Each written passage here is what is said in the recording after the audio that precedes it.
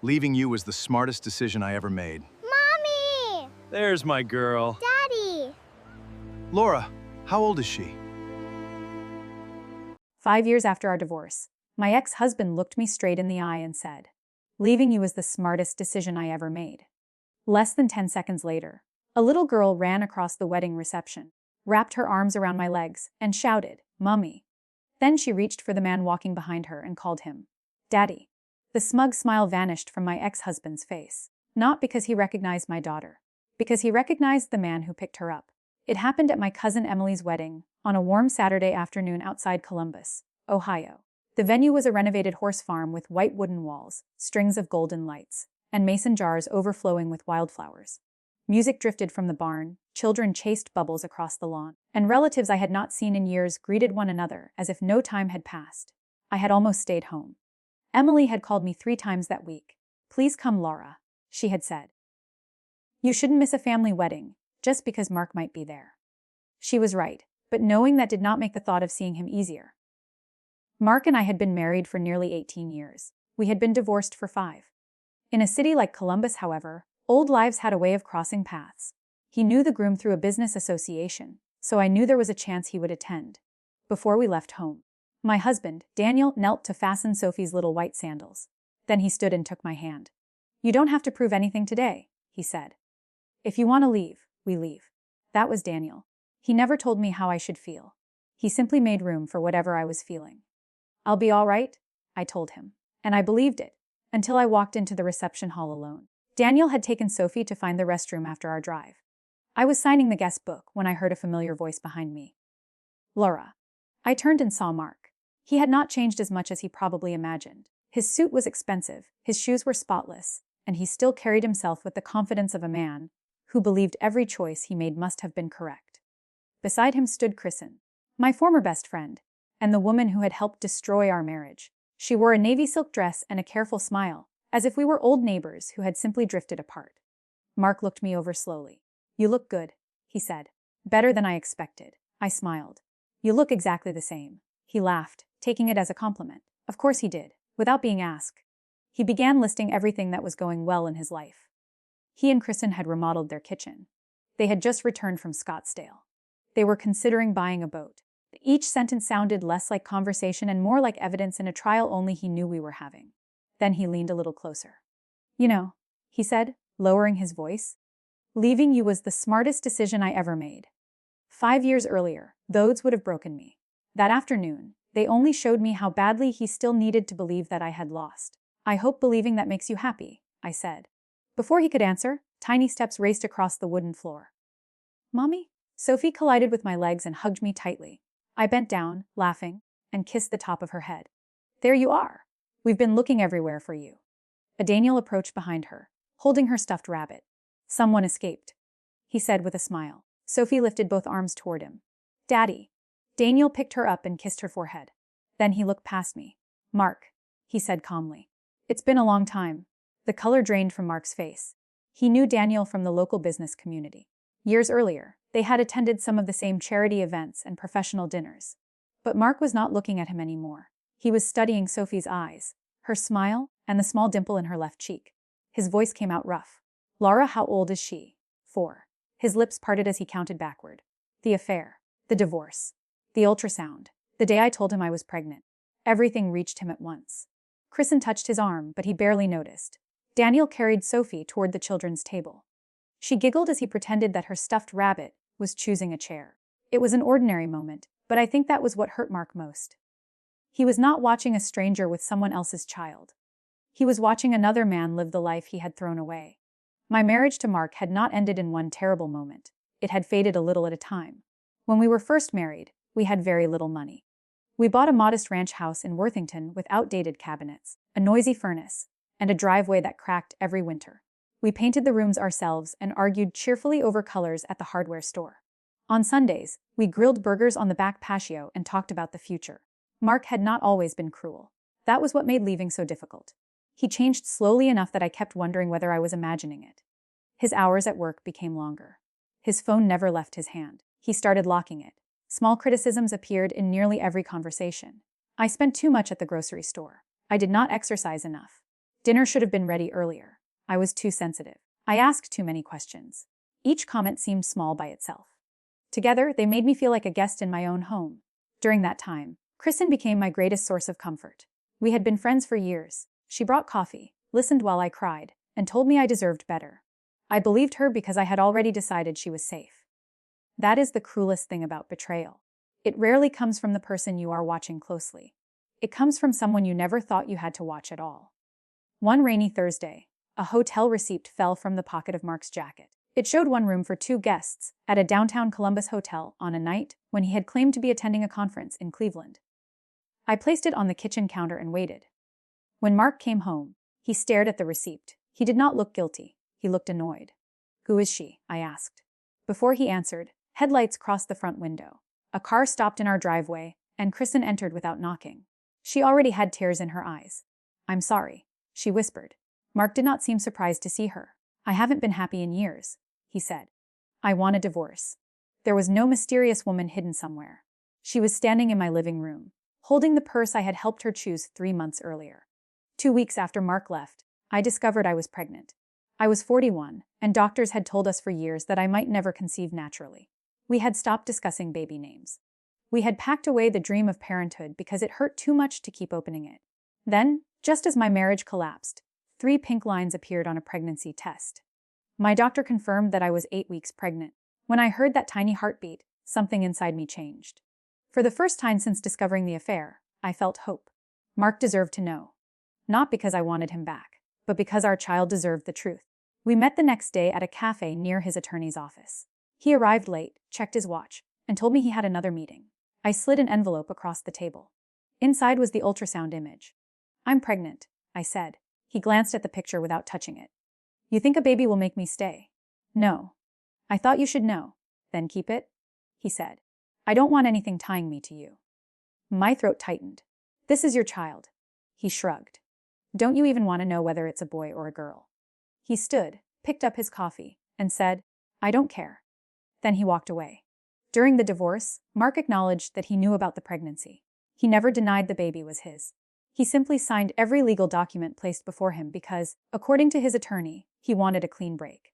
As if enough signatures could erase a child, Sophie was born 4 months after the divorce became final.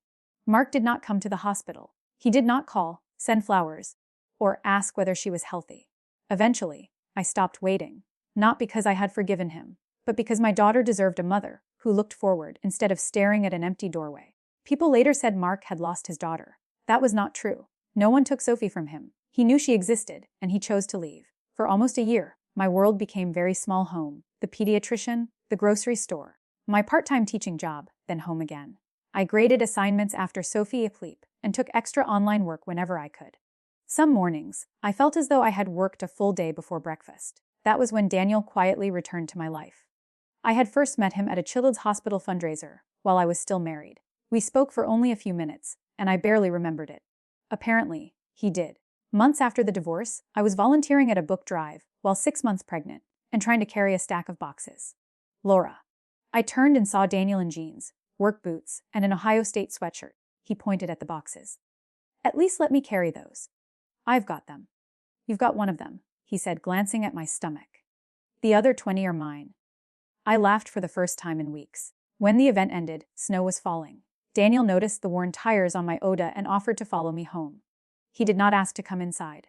He waited until I unlocked my door, waved, and drove away. That became his pattern. He never made dramatic promises. He simply showed up. He brought soup when Sophie and I were sick. He sat beside me during difficult doctor visits. He listened when I was angry and never told me to heal faster. When I warned him I was divorced, exhausted, broke, and still carrying more pain than I knew what to do with, he stirred his coffee and said, "Then I won't ask you to be anything else." A trust did not return overnight. Once, when my car battery died, Daniel replaced it before I could stop him. I became furious. "You don't get to solve my life?" I shouted. He stayed calm. "I wasn't trying to solve your life. I was trying to make today less difficult. But I should have asked." "I'm sorry." Driving home, I realized I had not really been shouting at Daniel. I had been shouting at Mark, and Daniel was standing where my old fear had placed him. So I began therapy. Not because I was weak, but because I did not want to punish a good man for someone else's choices. Daniel had wounds of his own. His first wife had died years earlier. One evening, he admitted, "After I lost her, I promised myself I would never love anyone that deeply again. Then I met you, and I've been terrified ever since." We were not two perfect people rescuing each other. We were two imperfect people learning that love could feel safe again. When Sophie was 8 months old, pneumonia put her in the hospital for 2 nights. Daniel slept in a chair beside her crib because he could not imagine being anywhere else. Months later, she reached for him and said, "Data?" He froze. I then walked into the kitchen. I found him wiping tears from his face. "I don't want you to think I'm trying to replace anyone," he whispered. I wrapped my arms around him. "You aren't replacing anyone. You're becoming exactly who she already believes you are." When Sophie was almost 2, Daniel asked me to marry him during a picnic at Highbanks Metro Park. "I can't erase what happened to you," he said. "But if you let me, I'd like to spend the rest of my life loving both of you, not because you need saving, but because you've become the best part of mine." I said yes before he finished asking. And now, at Emily's wedding, Mark was seeing the life we had built. After dinner, I stepped outside for some air. Daniel and Sophie were skipping stones beside the pond when Mark approached me. "Is she mine?" he asked. "You already know. I need to hear you say it." I looked directly at him. "You knew I was pregnant. You saw the ultrasound. You signed the documents. You never questioned whether she was yours." He stared at the grass. "I wasn't thinking clearly.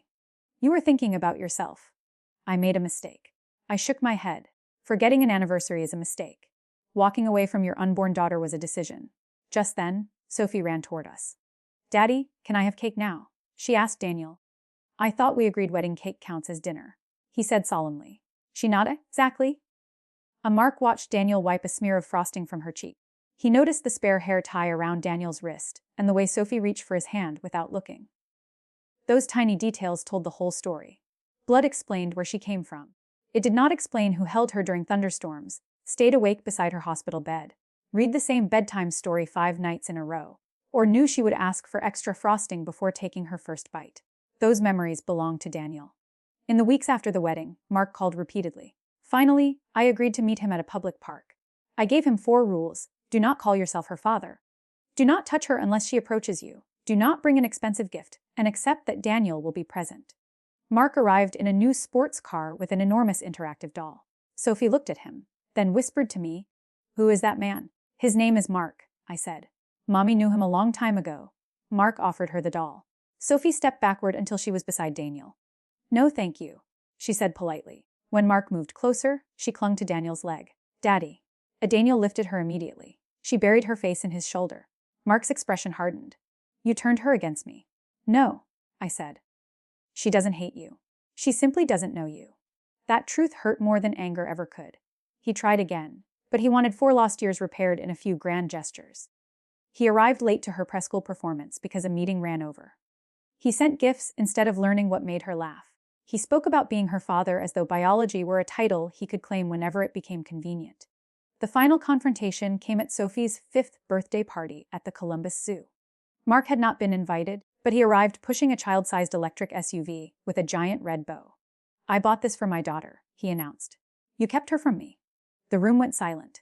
Sophie moved closer to Daniel. I reached into my purse and handed Mark copies of the papers he had signed years earlier. His own signature appeared beneath the acknowledgement that he knew about my pregnancy and had chosen to walk away. "You knew where we lived," I said quietly.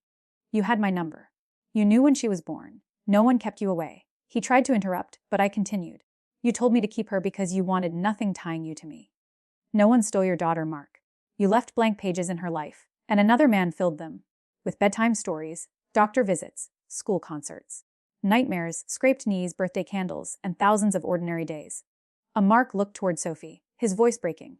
"Sophie, I'm your dad." She squeezed Daniel's hand and looked up at him. "Daddy? Can we go see the giraffes now?" Daniel knelt beside her. "In a minute, sweetheart." Then he faced Mark. "Being her biological father explains where she came from," he said. "It doesn't explain where you were." We returned to the party, leaving Mark beside a toy no child wanted. After that, he stopped calling every day. Every few weeks, a card or children's book arrived. I never threw them away, but I did not force them into Sophie's hands. I placed them in a keepsake box. When she was old enough, she could decide what they meant to her. That choice belonged to Sophie. About a year later, Kristen left Mark. Their marriage had been built on secrecy and excitement, not trust or character. According to a mutual friend, her final words to him were, You don't miss Laura. You miss the family you threw away. A Mark remained in the large house he used to brag about. The kitchen was beautiful. The garage held a newer car than Daniel and I would ever buy. Everything was polished, expensive, and painfully quiet.